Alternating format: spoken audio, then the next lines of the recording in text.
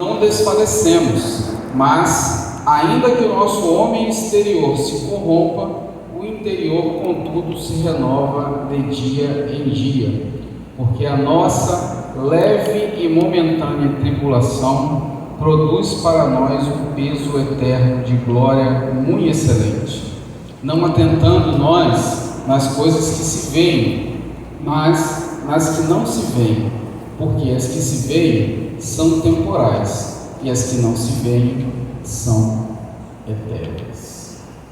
Senhor, mais uma vez pedimos que o Senhor fale conosco nesta manhã, porque nós saímos da nossa casa para estarmos aqui reunidos para aprender mais do Senhor, para aprender mais da Tua Palavra, para que nós possamos a cada dia ser renovados, transformados e cada dia mais parecidos com o Senhor. Por isso nós repreendemos toda ação que queira nos distrair, tudo aquilo que queira tirar o foco, Senhor, do Teu ensinamento neste momento, e nós damos total liberdade para que o Teu Santo Espírito fale conosco nesta manhã, através da lição que nós iremos receber. É a nossa oração em nome de Jesus. Amém. O nosso textual é o texto que está lá no verso 16, que diz: por isso não desfalecemos, mas ainda que o nosso homem exterior se corrompa, o interior, contudo, se renova de dia em dia. A verdade prática da nossa missão é que, por instrumentalidade do Espírito Santo, os salvos experimentam a renovação interior em meio às adversidades externas. A palavra-chave para a nossa lição nesta manhã é renovação. Semana passada o pastor ministrou aqui sobre a visão bíblica do corpo.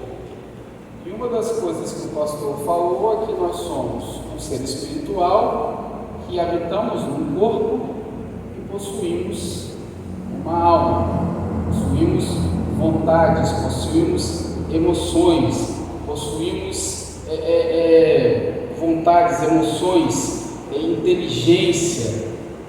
E a lição desta manhã vem trazer para nós justamente o fato de que nós precisamos, esse homem nosso interior, nós precisamos cotidianamente estar renovando este homem. E quando quando nós falamos aqui homem, nós não estamos falando de sexo masculino, estamos falando de pessoas, homem interior, todos nós, o nosso ser interior, o ser humano interior que nós somos, precisa ser renovado a cada manhã, a cada dia, para que nós sejamos dia a dia melhores.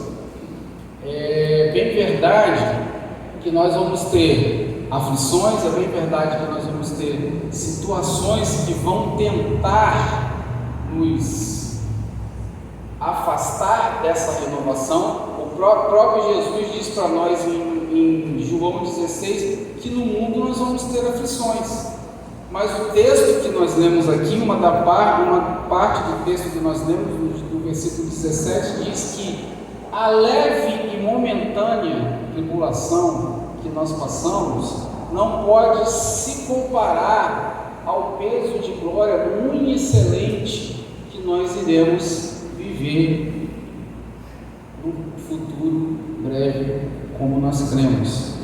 O que a gente precisa entender aqui, sair daqui nessa manhã entendendo, é que problemas existem, claro. Só que a maioria das coisas que nós chamamos de problema, irmãos, que nós vivemos na nossa vida, são coisas muito pequenas para a gente chamar de problema. Problema hoje, por exemplo, tem uma pessoa que está no leito do hospital desenganada, que os médicos falam: você vai morrer daqui a 10 dias, 15 dias. Isso é um problema.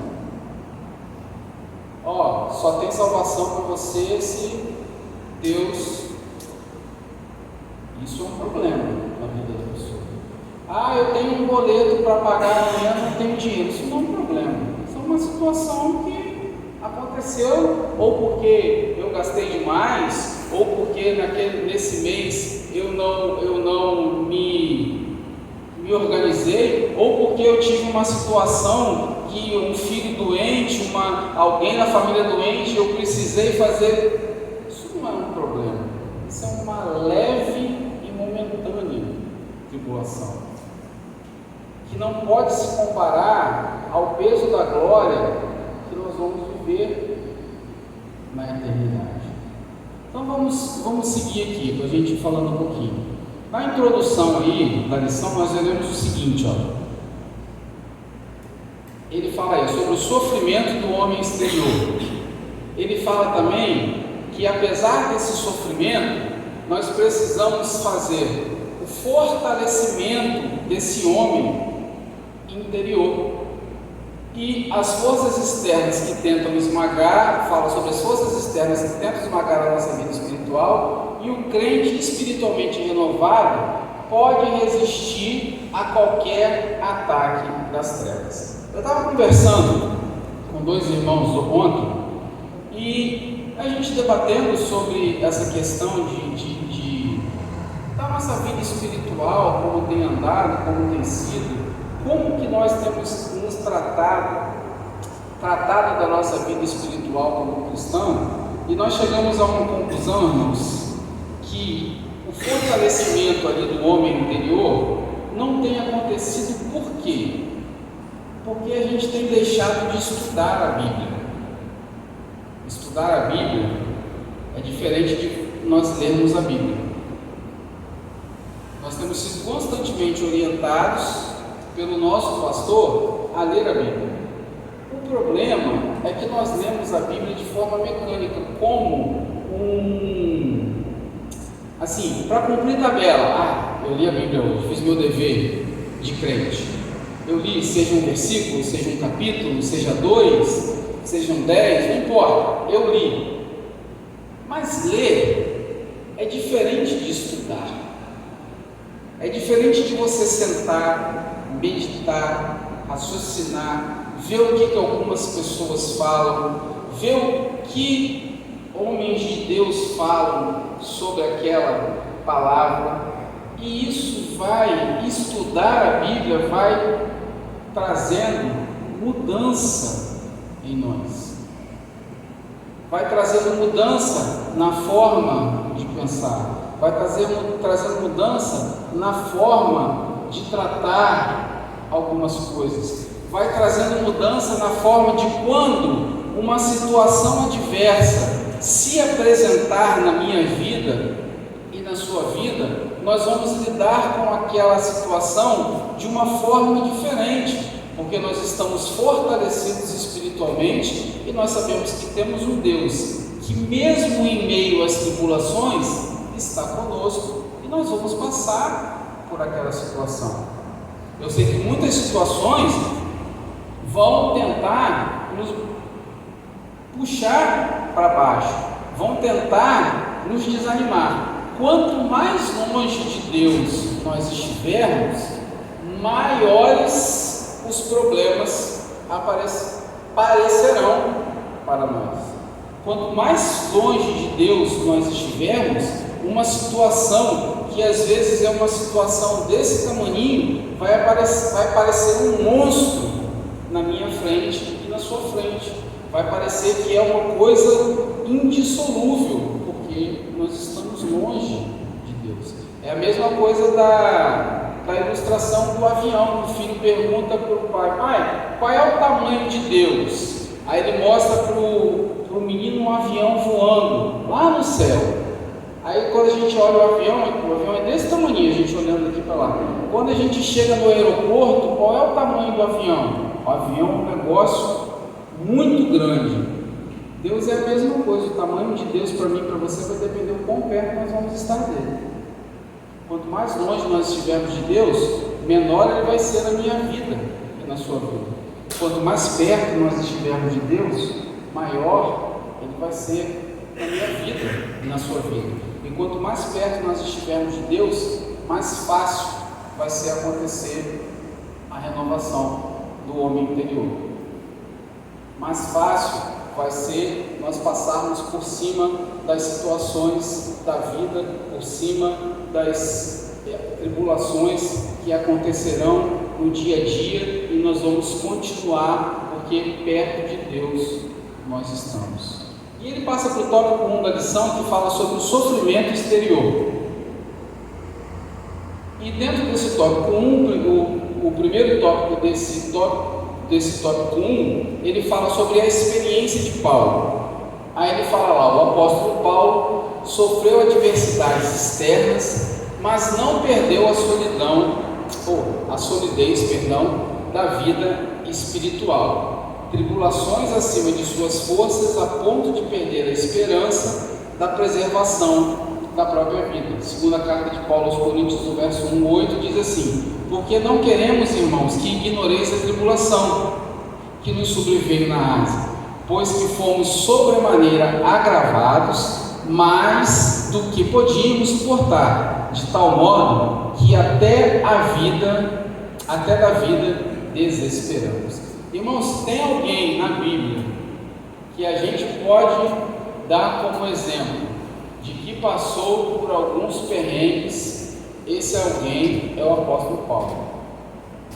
Muitas pessoas falam: mas eu queria ser como Paulo. Irmão, passar o que Paulo passou, de perseguidor do Evangelho para ser perseguido por amor do Evangelho.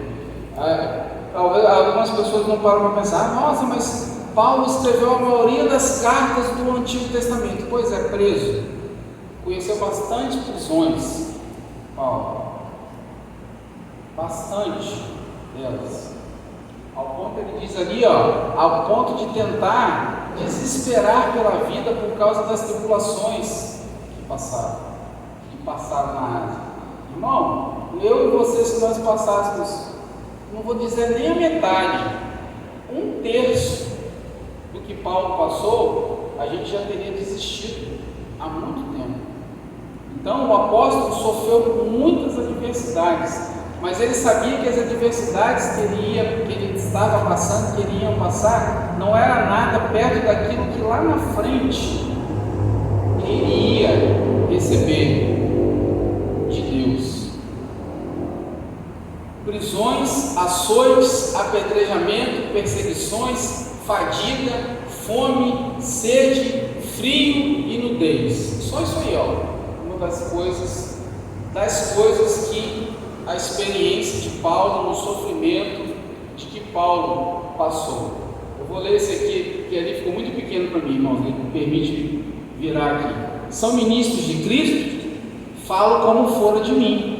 Eu ainda mais em trabalhos, muito mais em açoites, mais do que eles, em prisões, muito mais, em perigo de morte, muitas vezes recebi dos judeus 5 quarentenas de açoites, menos 1.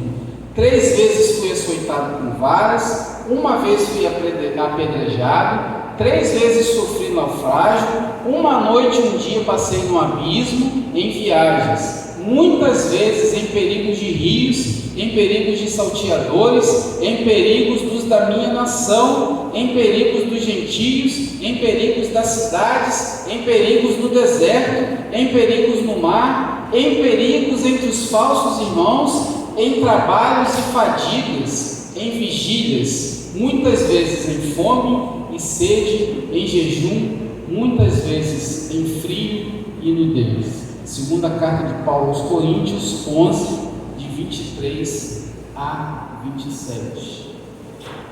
Será que nós já passamos algum sofrimento parecido com esse que Paulo passou? Por amor ao Evangelho? E você não vê em momento nenhum Paulo reclamar. Você não vê em momento nenhum Paulo questionar a Cristo. Mas Senhor, por que eu estou passando isso? Mas por que isso está acontecendo na minha vida? Porque ele sabia que isso era um processo que ele precisava passar para que lá na frente se ele fosse melhor. Paulo sintetiza as adversidades da nossa jornada da fé. 2 Timóteo 3,12. E também todos os que plenamente querem viver em Cristo Jesus padecerão perseguições. Todos aqueles que querem viver em Cristo Jesus padecerão perseguições. Todos nós, em algum nível da vida, em algum momento da vida, vamos padecer perseguições, seja na nossa família, seja no nosso trabalho, seja no ambiente de estudo, seja em algum lugar, nós vamos padecer algum tipo de perseguição por conta do amor a Cristo e por conta de nós defendermos o Evangelho. Somos feitos do pó, ou seja, somos mortais, e por isso, como seres humanos, somos frágeis. Porque, segundo a carta de Paulo 7,5 diz assim: porque mesmo quando chegamos à Macedônia, a nossa carne não teve repouso algum. Antes, em tudo fomos atribulados por fora combates, temores por fora combates, temores por dentro. Segunda carta de Paulo aos Coríntios, capítulo 7, verso 5. O homem exterior padece e sofre ataques por causa da cruz, pelo que sofro trabalhos e até prisões, como um malfeitor. Mas a palavra de Deus não está presa. Portanto, tudo sofro por amor dos escolhidos, para que também eles alcancem a salvação que está em Cristo Jesus, com glória eterna. 2 Timóteo 2, 9 a 10. Qual é o problema que nós temos vivido hoje, irmãos, com o Evangelho? Olha só a visão de Paulo. Portanto, tudo sofro por amor dos escolhidos, para que também eles alcancem a salvação. Nós hoje não temos nos preocupado como igreja, como homens de Deus, como mulheres de Deus, com a salvação do outro. Eu estou salvo, tá bom. Quem não quer, problema, deixa para lá, se vira. Aí ele passa para o tópico 2, dentro ainda do sofrimento exterior, o exemplo de Paulo. Mesmo diante do sofrimento, Paulo não retrocede nem nega a sua fé. 2 Timóteo 4,7 diz: combati o bom combate, acabei a carreira e guardei a fé. Se tem um homem que podia ter desistido, irmãos, esse homem era Paulo. Porque como nós falamos aqui, se fosse por um terço do que o Paulo, se fosse uma das primeiras coisas que aconteceu, ficou cego, a gente já tinha desistido. Fala assim: esse negócio não é para mim não, vai dar certo não vai funcionar. Se eu e você precisássemos andar com um espinho na carne, como Paulo andou, esbofeteando ele todo dia, para lembrar a ele de que somente a graça de Deus bastava para ele, eu e você já teríamos desistido. E Paulo diz que ele combateu o bom combate, acabou a carreira, mas mais importante do que isso tudo, ele guardou a fé. Em momento nenhum ele negou a fé, em momento nenhum ele pensou em desistir, em momento nenhum ele pensou em olhar para trás, em momento nenhum ele pensou que não ia valer a pena. Suas provações forjaram a confiança em Deus, mas já em nós mesmos tínhamos a sentença de morte, para que não confiássemos em nós, mas em Deus, que ressuscita os mortos, o qual nos livrou de tão grande morte e livrará, em quem esperamos que também nos livrará ainda. Segunda carta de Paulo aos Coríntios, capítulo 1, verso 9 e 10.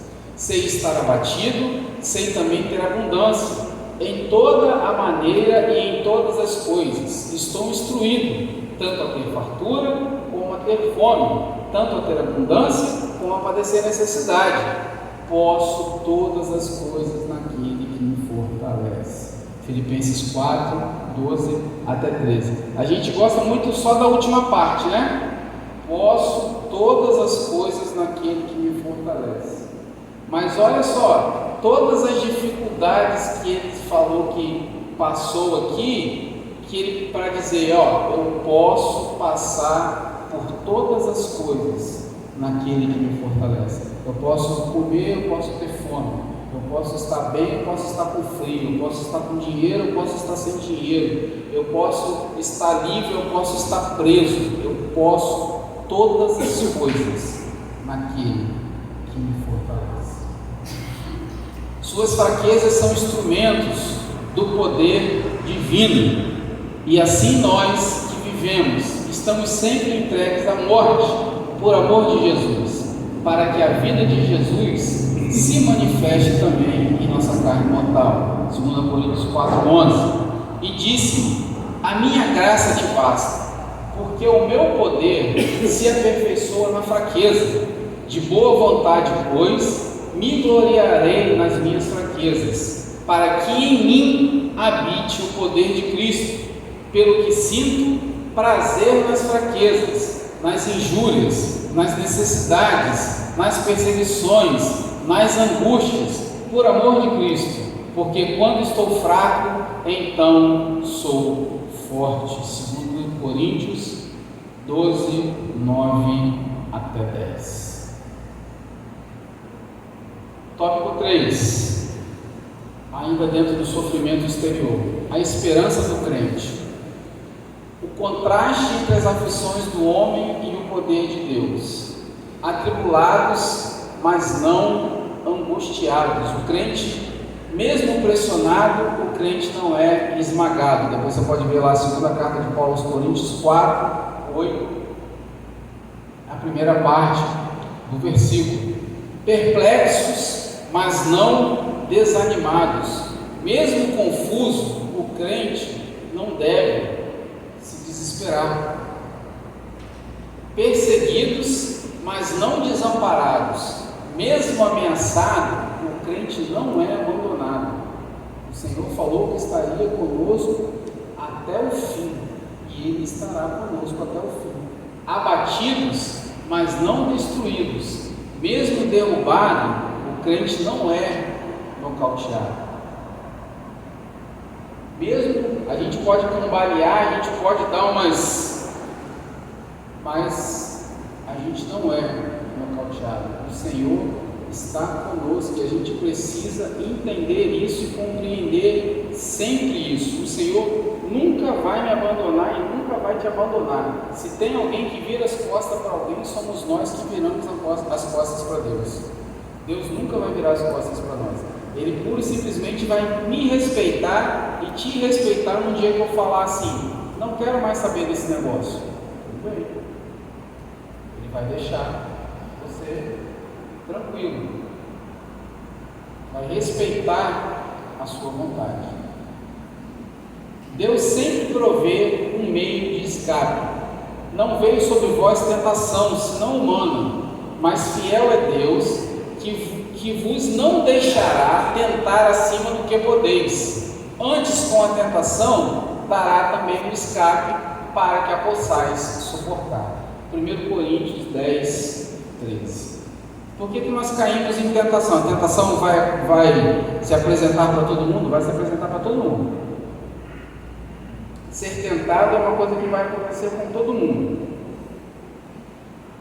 Por que nós, quando somos tentados, muitos de nós dão vazão à tentação?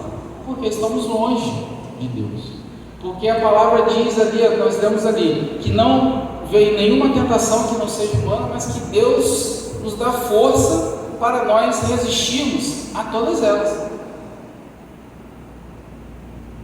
Se nós não resistimos, é porque nós estamos longe de Deus. É porque nós estamos firmados em Deus. Não estamos conectados em Deus. Tentação, irmão, vai existir para todo mundo. Até Jesus foi tentado. Até Jesus foi tentado. Dar vazão à tentação é que é o problema. Eu vi, e quando a gente fala em tentação, como o pastor já falou aqui muitas vezes, a gente fala assim, quando a gente fala em tentação, aparece a palavra sexo, assim, de todo tamanho. A gente pensa que só isso é tentação. Mas tentação, tudo aquilo que queira tentar te desfocar de Deus, vou levar uma vantagem financeira numa situação. É uma tentação. Você levar uma vantagem financeira. Eu vou levar uma vantagem sobre um colega de trabalho numa situação X. Vai ser uma tentação a você fazer aquilo que é errado para levar aquela vantagem, para levar aquela situação. Uma vez eu vi o Augusto Nicodemos falando: você está passando na rua, você viu uma mulher vindo. Você viu, porque você não é cego. A pessoa está vindo lá, você viu. A questão não é você ver. O problema é você virar o pescoço quando passar. Aí é que está o problema. Você chegou num lugar, você chega na igreja. Quando você chega na igreja, tem um monte de gente aqui dentro. O que você fez? Você viu, porque tem um monte de gente aqui dentro. Você não é cego. Você vai ver. Seja um homem, seja uma mulher. O problema é, quando a pessoa passa por você, seja um homem ou seja uma mulher, é a segunda olhada.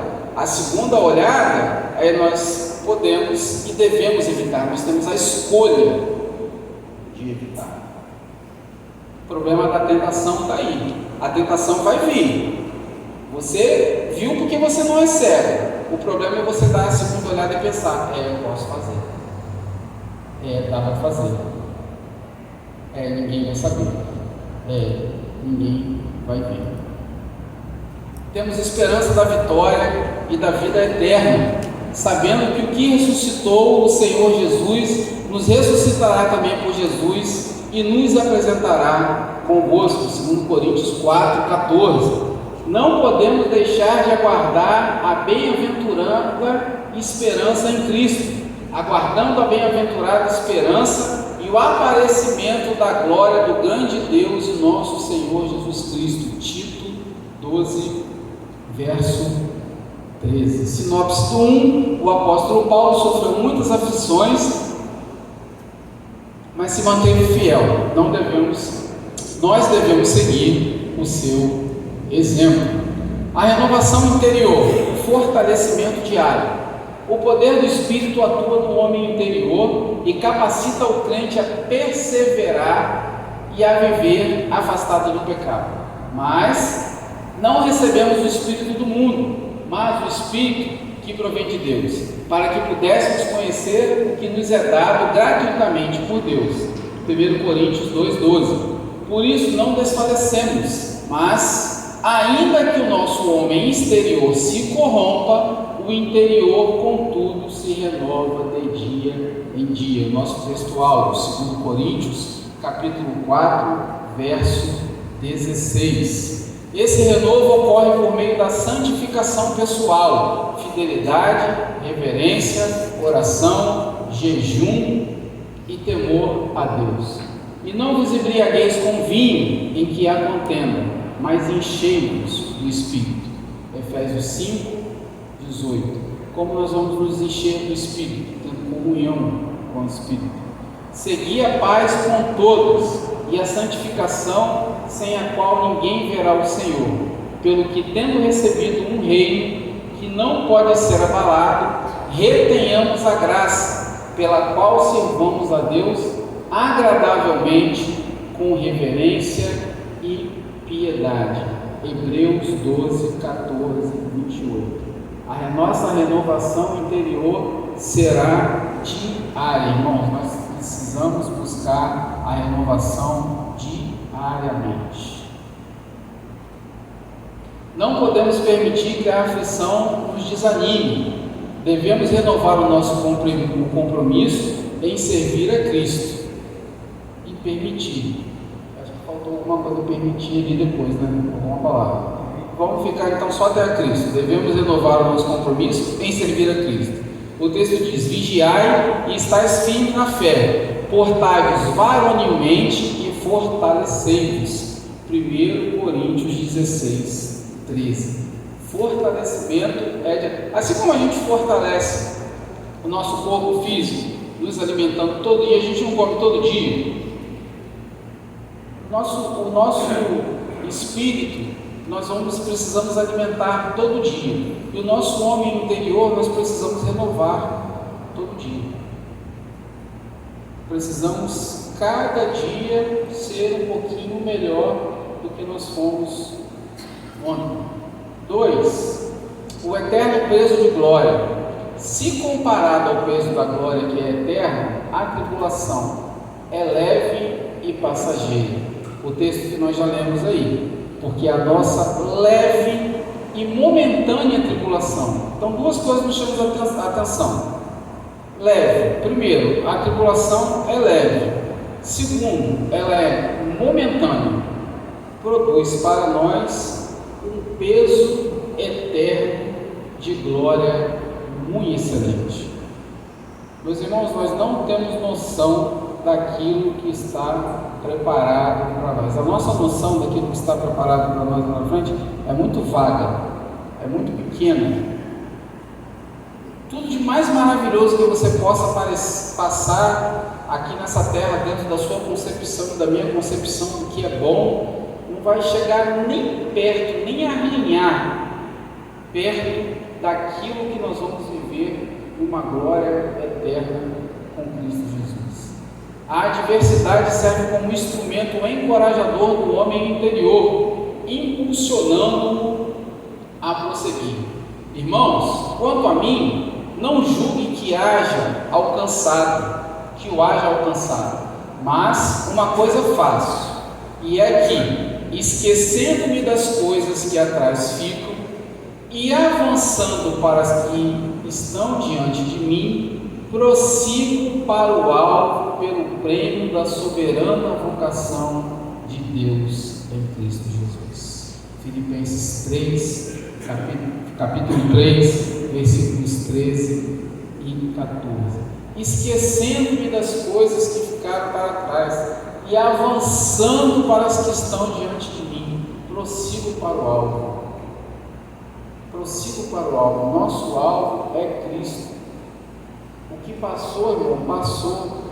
Avança para as coisas que estão adiante, para as coisas que Deus tem para nós pela frente, prosseguindo, buscando o alvo que é Jesus.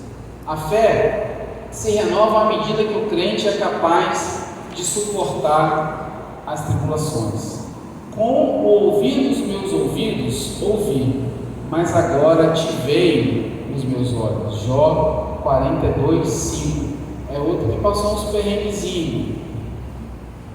Aí as pessoas falam assim: eu queria ter a paciência de Jó. Queria não, irmão.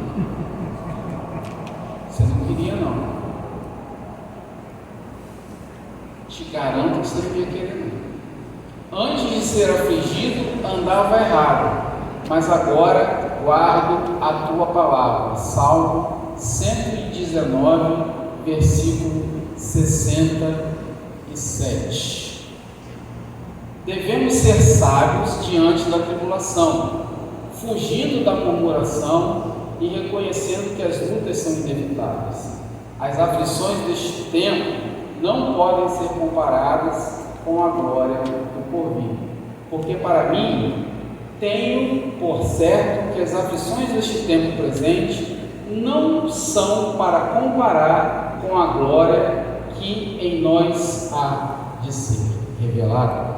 Romanos 8, verso 18. Nós não podemos deixar a tribulação nos parar, a aflição desse tempo fazer assim: é isso mesmo, eu sou um miserável, eu vou viver essa vidinha miserável aqui na terra, não tem mais jeito para mim. Irmãos, as tribulações estão aí. Jesus falou: no mundo vai ter aflição, mas vamos embora, que eu venci o mundo, e comigo você vai vencer também, vamos embora.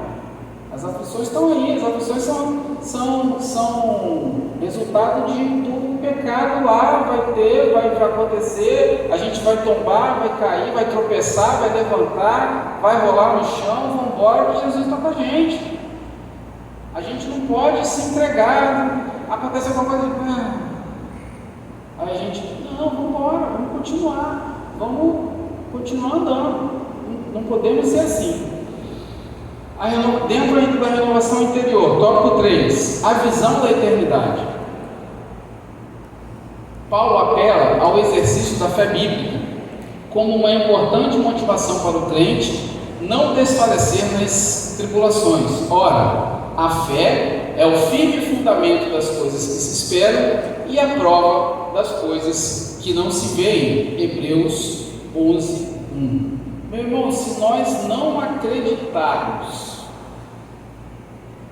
não tivermos fé para acreditar que a eternidade é um presente para mim e para você, que Deus vai me dar e vai te dar, e Ele quer isso para mim e para você, nós estamos perdendo tempo na igreja.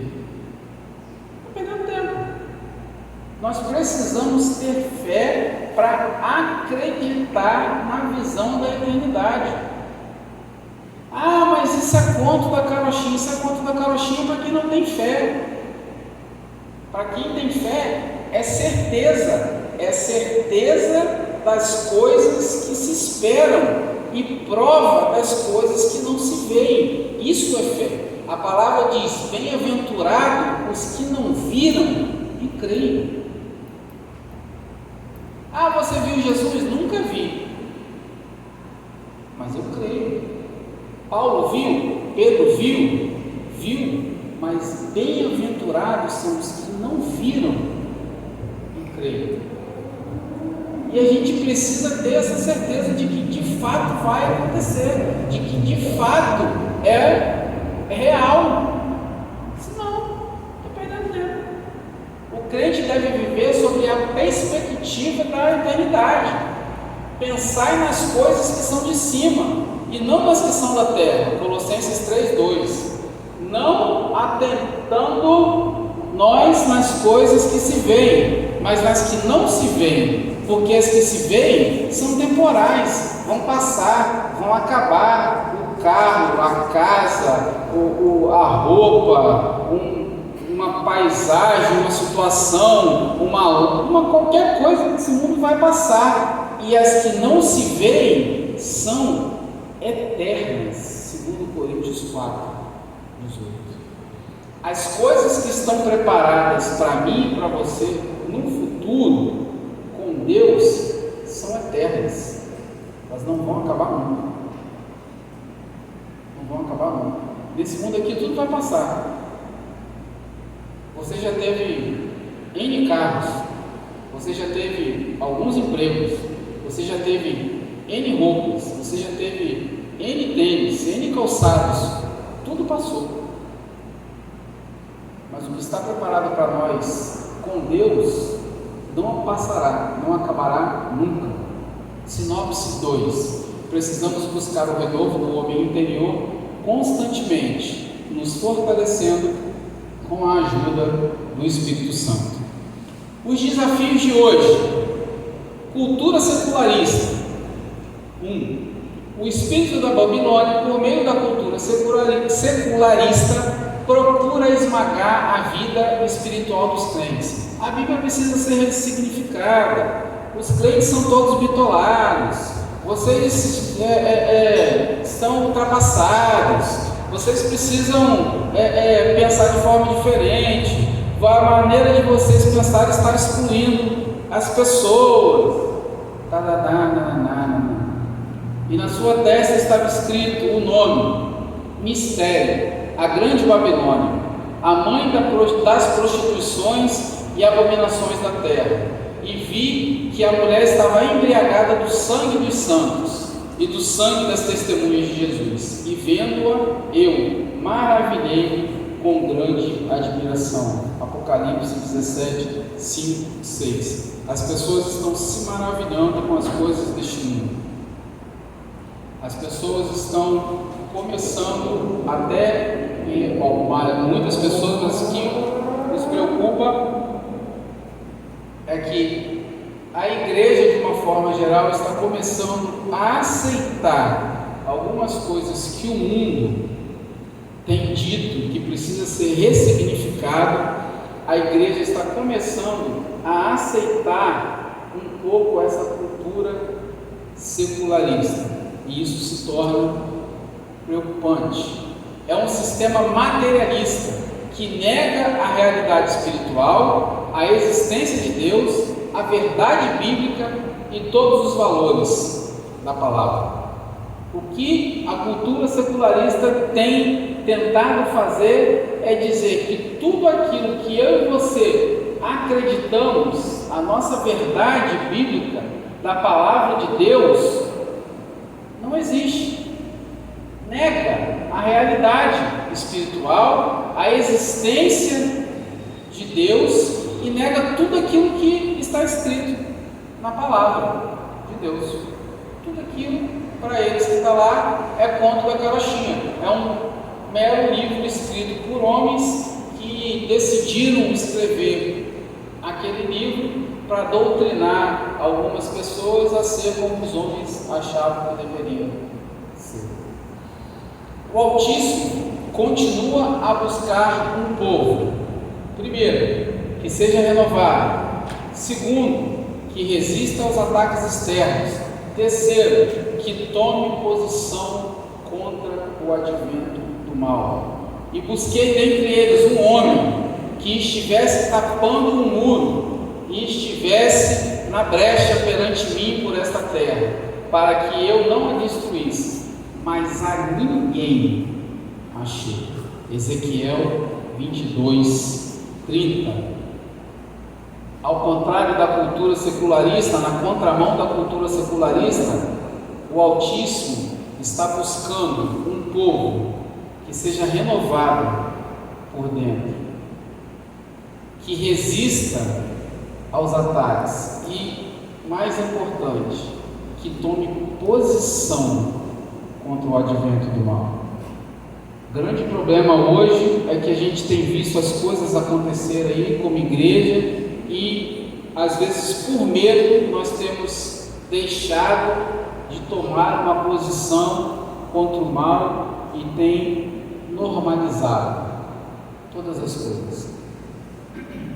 2. Relativismo doutrinário. Outro ataque é o processo de desconstrução dos fundamentos da fé. Não podemos tolerar a relativização doutrinária. Relativizar a doutrina bíblica é enfraquecer o homem interior. Eles estão querendo nos convencer de que tudo aquilo que nós acreditamos precisa ser renovado, precisa ser mudado, precisa ser ressignificado. Eles querem fazer com que a nossa doutrina seja relativizada. Não é bem assim. Não é bem assim que funciona. Não é bem por aí. Não foi bem isso que Deus quis dizer. Não, Deus quis dizer isso. Amarelo é amarelo, azul é azul, branco é branco, preto é preto. Acabou. É isso que Deus quis dizer e é isso. Pronto. O que é certo, o que é errado. Não tem sombra de dúvida naquilo que Deus quis falar. Mas o que eles estão tentando fazer é relativizar a nossa doutrina, coisa que nós não podemos aceitar e não podemos tolerar.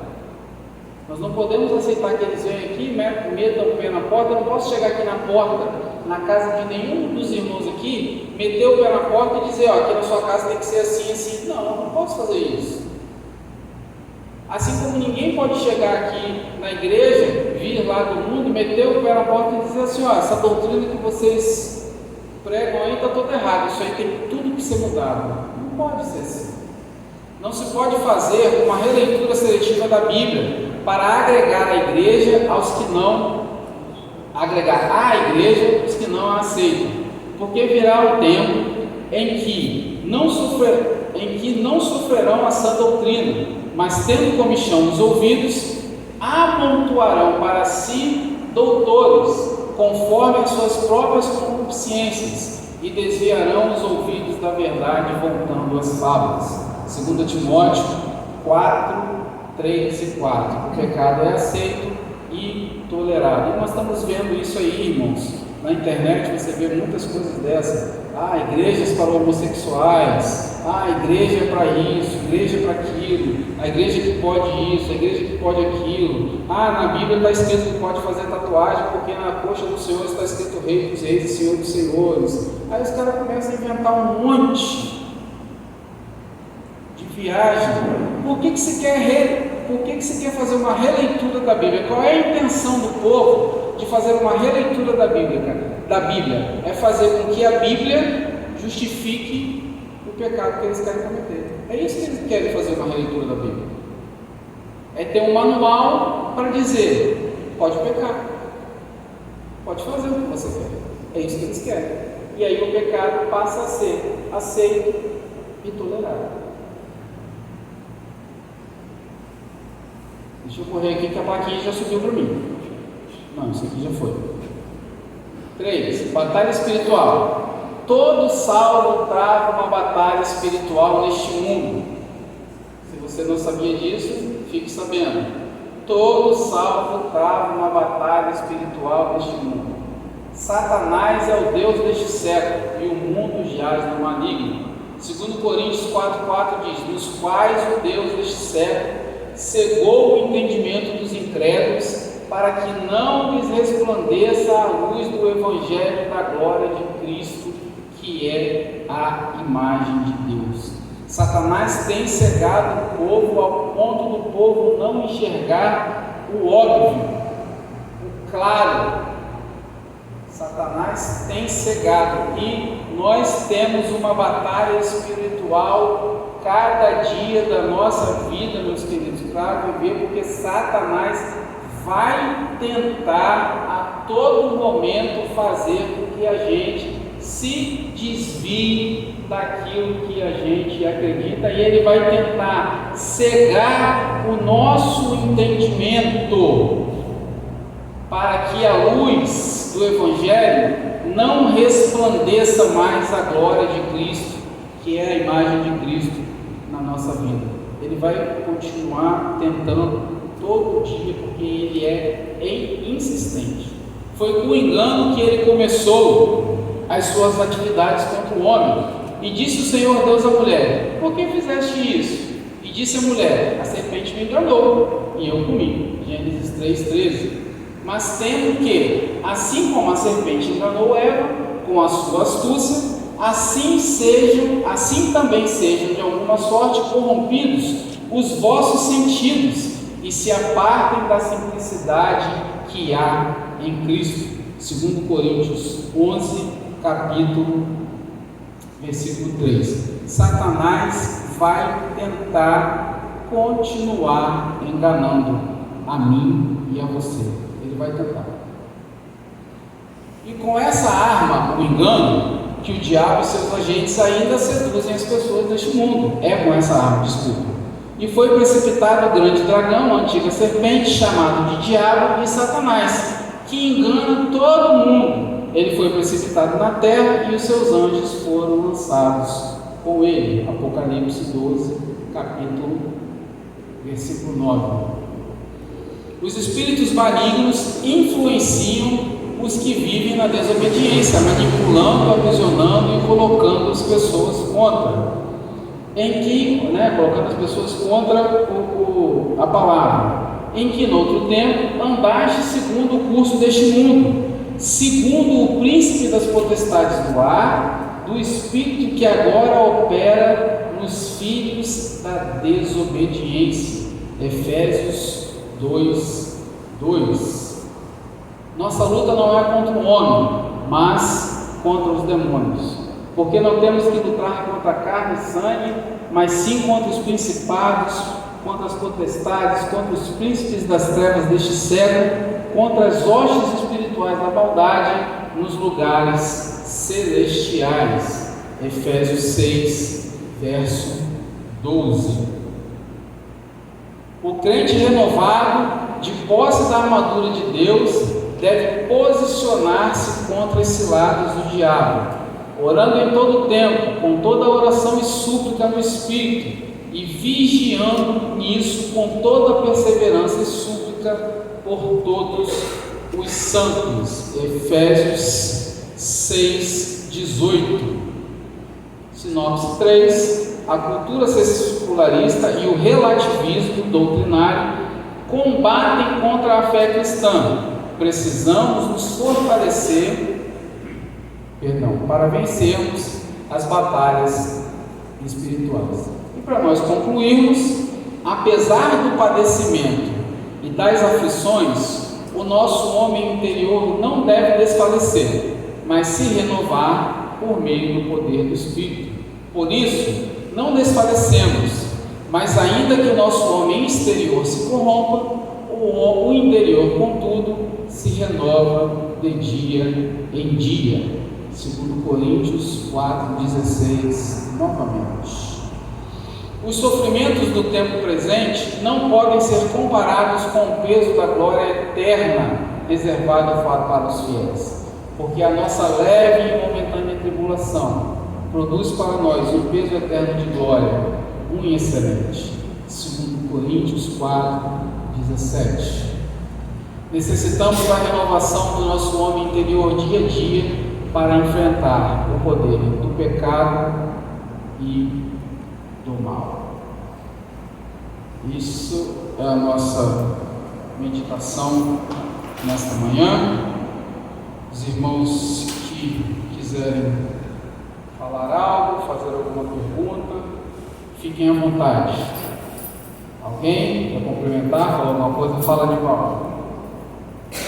Sobre lá de Israel, aquelas criancinhas que estão morrendo lá, está certo, não salvam. Mas e as crianças da Palestina que não sabem nem o que está acontecendo? Elas também vão, Deus vai resgatar? Fala, Lívia, ele falou para ele. Ah, sim, é. Deixa o cara falar, velho. Manivaldo, vamos lá. Criança, o que acontece? Deus não vai punir quem não cometeu um erro. Entendeu? As crianças de Israel